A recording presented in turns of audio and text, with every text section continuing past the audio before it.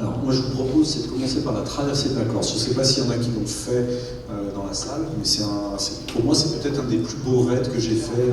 J'ai un peu skié à travers le monde entier, de l'Iran à l'Alaska, en Antarctique.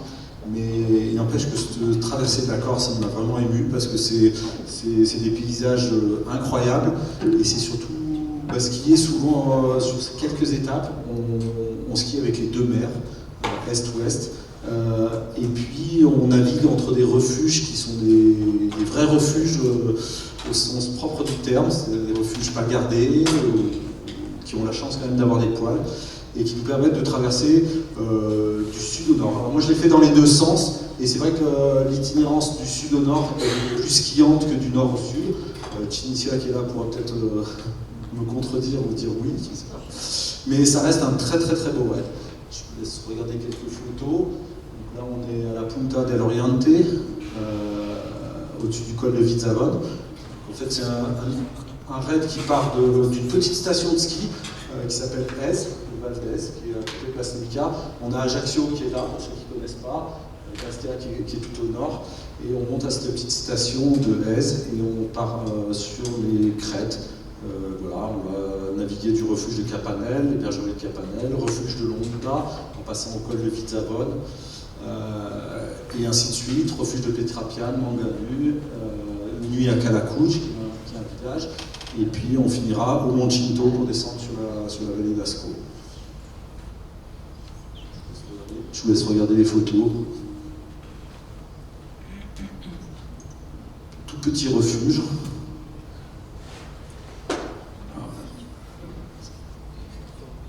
Cette année-là, on a eu une neige exceptionnellement belle. C'était presque l'Alaska.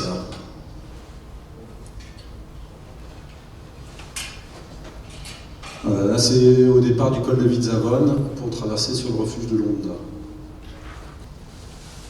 Alors, on s'aperçoit qu'on est sur les crêtes qui sont entre le refuge de Londa et Pietrapiane.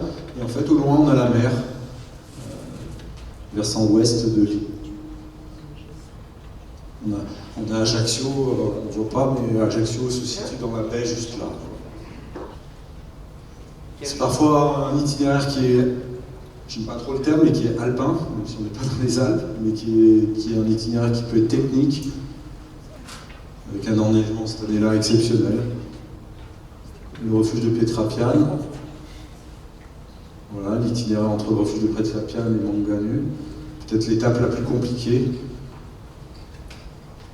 La descente sur le refuge de Manganu. Et puis le lendemain, on gravit la Punta Artica et on descend sur Casamaccioli qui est en bas, au bord du lac. Et puis de l'autre côté, on va aller dormir à Calacouch. On va aller faire le Cinto le lendemain. Voilà, ça c'est le Cinto en face. Et cette année-là, il y avait de la neige jusqu'à Casamaccioli, ce qui est assez rare, quoi. Mais moi je l'ai fait 4 fois cette traversée, et c'est vrai que cette année-là c'était exceptionnel l'enneigement, mais je me rappelle d'une année où il y avait très peu de neige, et c'est peut-être la fois où j'ai préféré l'année où il y avait peu de neige, parce qu'il y avait une liberté de skier partout, ça passait de partout, et ça donnait une vraie belle ambiance. Voilà, on quitte la Corse, on passe sur le continent, et j'ai voulu vous présenter un raid entre l'Argentera et Mercantour. On connaît un peu plus le côté français de cette partie des Alpes, donc la partie Mercantour. On connaît un peu moins la partie Argentera, qui est beaucoup plus alpine comme itinéraire.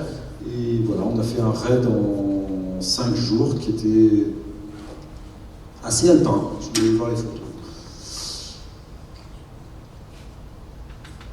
Alors ce qui est assez surprenant, c'est que côté italien, on se retrouve à monter dans une vallée très très encaissée jusqu'à des thermes. Et un refuge où il y a des sources d'eau chaude, ce qui n'est pas désagréable. Le lendemain, on bascule sur le refuge de Genova. C'est un refuge qui se situe... Le refuge il se situe là. Et c'est vrai que l'hiver, il n'y a personne qui passe ici, c'est complètement sauvage. Le refuge est non gardé. On est début avril et il n'y a pas une trace, quoi. Le lendemain, on va partir du refuge de Genova, on va traverser là, on va remonter cette combe qui est quand même assez raide, sur laquelle on va avoir une vraie vigilance, parce parce qu'on est dans des pentes à plus de 30 degrés, avant de passer le col de la Fenêtre qui est là. La descente sur le lac. La cime du Géla, on va passer juste à côté. C'est tout à fait possible d'aller la faire. Ça demanderait une journée de plus, mais c'est un très très beau sommet, un sommet emblématique de cette région. Voilà. On va quitter ce raid Mercantour Argentera pour remonter plus au nord. J'ai voulu vous présenter un raid qui est une région qu'on connaît très très bien, hein, puisque c'est à côté de Briançon. Vous avez le col du Mont-Genève qui est là. Briançon se situe là. Et puis on a une station de ski qui est aussi connue, qui est Sestrières.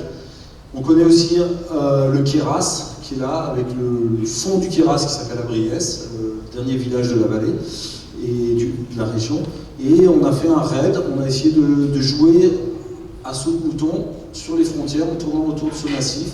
Et c'est vrai que c'est des étapes qui sont quasiment jamais faites, avec des itinéraires pas forcément très techniques, mais qui sont d'une part extrêmement sauvages et qui demandent de l'attention. On connaît assez bien le refuge des Fonds de Servières parce qu'il y a des pistes de ski de fond qui remontent là. Et c'est vrai que le refuge Motino, il y a beaucoup d'Italiens qui montent, mais par contre personne ne vient basculer. Et puis l'étape entre le refuge des Fonds de Servières et le petit village du Roux, ça c'est une étape qui est vraiment sauvage, qui demande de l'attention parce que c'est des pentes avec différentes orientations, on a des faces ouest, des faces est, et ainsi de suite.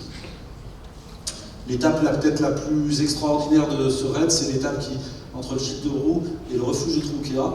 Alors il y a beaucoup de gens qui montent au refuge de Tronquéa pour skier dans cette vallée. C'est une très très belle vallée, je vous recommande un jour d'aller, parce qu'il y a beaucoup de sommets à faire, beaucoup de randonnées. C'est très très beau, c'est très sauvage. Et la liaison entre le Roux et le refuge de Tronquéa, c'est une pure merveille. Alors, on attaque le raid par des pentes vraiment douces, très agréables, qui permettent de se mettre dans l'ambiance.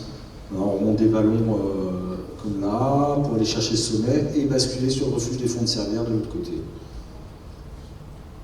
Là, le vent avait travaillé de la neige.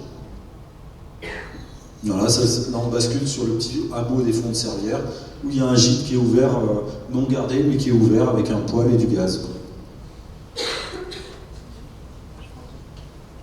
Une vraie ambiance du Queyras.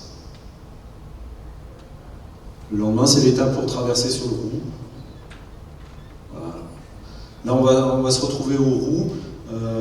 Il fait pas très beau. On va hésiter à s'engager sur l'étape jusqu'à Tronquéa parce que c'était une étape complexe. Puis en fait, au fil de la montée, ça va se dégager, ce qui va permettre de s'engager. Mais on avait presque envisagé de faire demi-tour et de se dire c'est pas sérieux, vu cette visibilité, la météo, des pentes qu'on connaît pas. On s'est dit c'est pas sûr.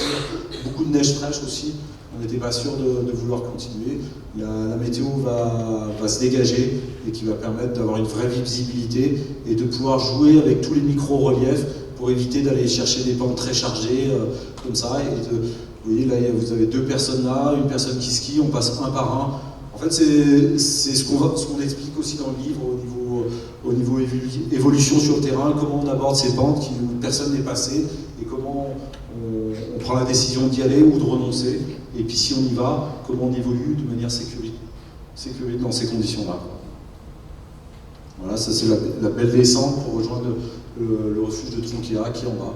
Et si vous voyez, c'est un relief parfait pour faire du ski de rando, c'est des ballons qui remontent, qui sont exceptionnels au printemps à aller skier. Je vous recommande vraiment d'aller découvrir cette vallée un jour là-bas. Donc on continue à traverser les Alpes, et puis parler de la traversée des Alpes sans parler de Chamonix, c'était difficile, et parler de Chamonix en trouvant un raid atypique, c'était aussi compliqué. Donc j'ai voulu vous présenter un raid que j'ai fait et qui est vraiment sympa, et on part de Chamonix, on va jusqu'au lac Léman. En fait, c'est Philippe Madien qui était là tout à l'heure qui m'en avait parlé, et je me suis dit qu'un jour, ça serait bien d'essayer de rallier les plus hauts sommets des Alpes, et puis pas la mer, mais le lac Léman, quoi.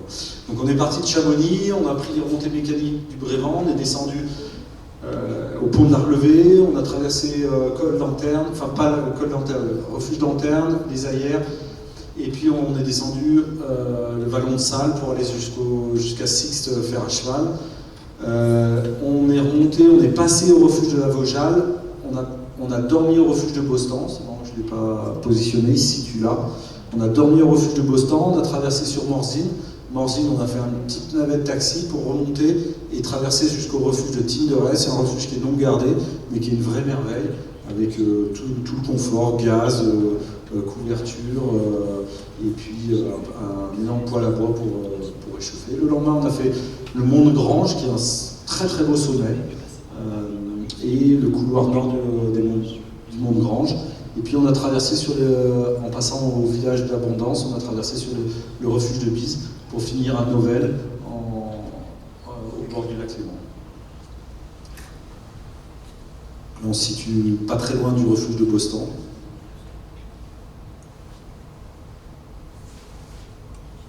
Voilà, quelques petits couloirs à remonter.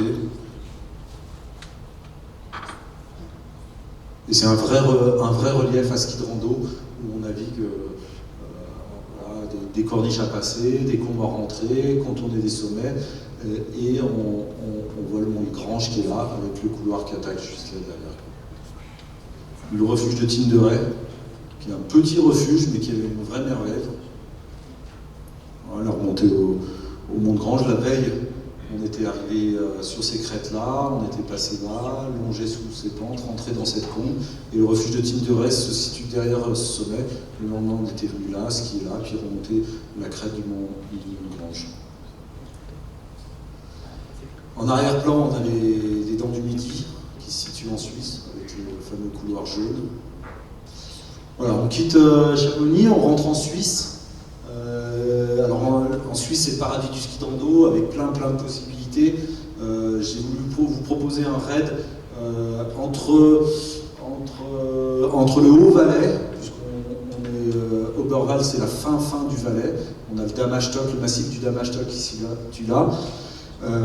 Andermatt, la station de ski d'Andermatt, et puis le col de Oberalpass. Donc on est parti du col de Oberalpass pour aller au refuge de Magiels, avec un premier sommet.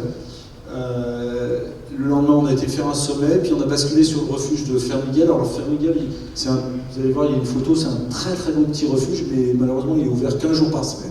Donc, il faut vraiment caler son programme pour y arriver. Il est ouvert que le samedi soir. Et donc voilà, ça impose cette contrainte-là, mais c'est vraiment un beau petit refuge. Le lendemain, une longue étape. On passe plusieurs cols, une belle descente sur un lac, et alors une descente sur la vallée des Rollos, où on a la route qui monte au col, qui est fermée l'hiver et qui nous permet de skier jusqu'à les Rollos en ski. Vous allez voir des photos, on est sur la route. Là, on fait une petite navette jusqu'à une auberge Ronco, et qui nous permet de rebasculer dans le massif par une belle étape assez longue, presque 2000 mètres de dénivelé, pour monter au refuge de Rotondo-Hutte. Et puis le dernier jour, c'est aussi une très belle étape parce qu'on va passer 3 cols, 1, 2 et 3, et en passant à chaque fois d'une vallée à l'autre, et puis finir sur une longue crête avec tout le Valais en enfilade.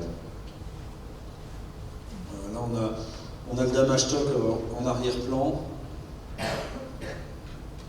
Ça doit être les Sablichines, pour ceux qui connaissent.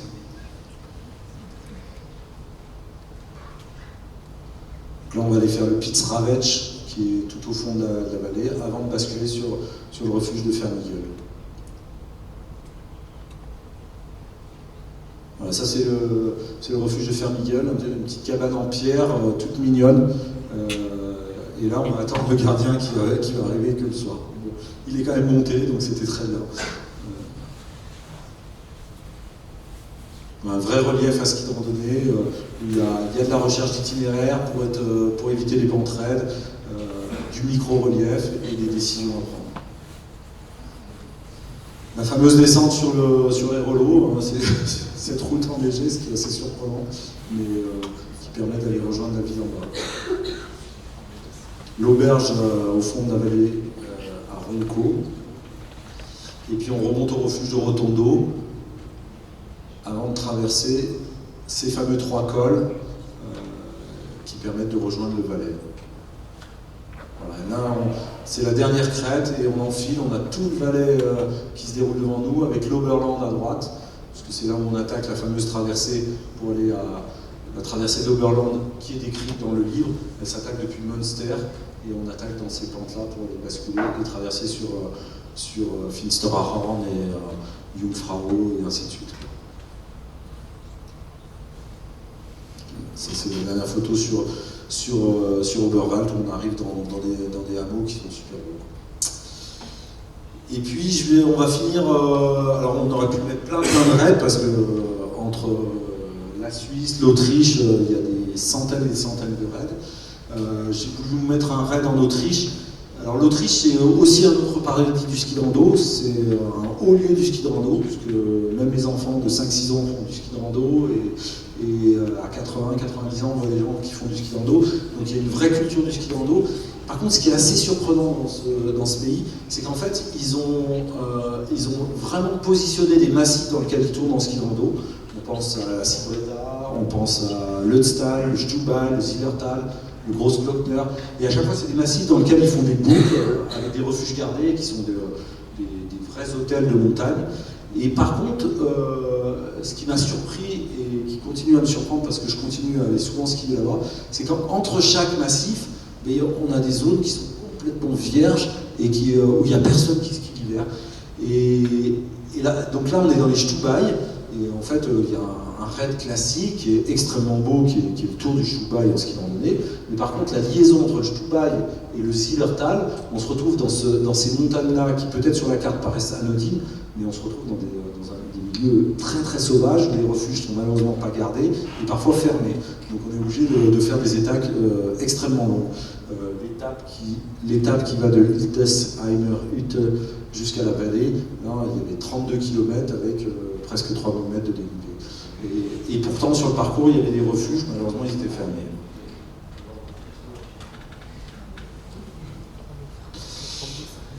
Donc on a beau être en Autriche dans le paradis du ski de rando, il n'y avait pas de traces, parce que justement, on était en dehors des itinéraires classiques. Ce jour-là, c'est une bonne mission à tracer. C'était la fameuse étape de 32 km. Avec quelques passages techniques, remontées de couloirs.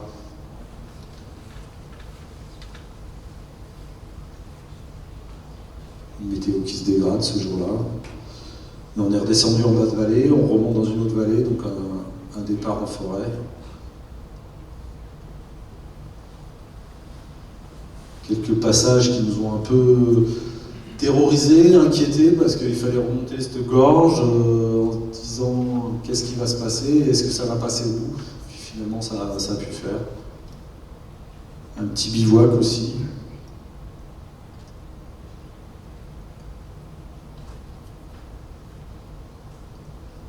Voilà, puis des beaux cols à remonter, à passer là, puis redescendre. En fait, l'idée, c'était de rejoindre Mayrhofen, qui est aussi un haut lieu du ski alpin et du ski de randonnée. Et voilà. Des petits abris qui étaient très bons pour pouvoir se poser à midi, et surtout une très très belle neige. Et puis voilà, on est arrivé à Mayrhofen. Voilà, donc le but, c'était de vous montrer quelques raids atypiques à travers l'arc alpin.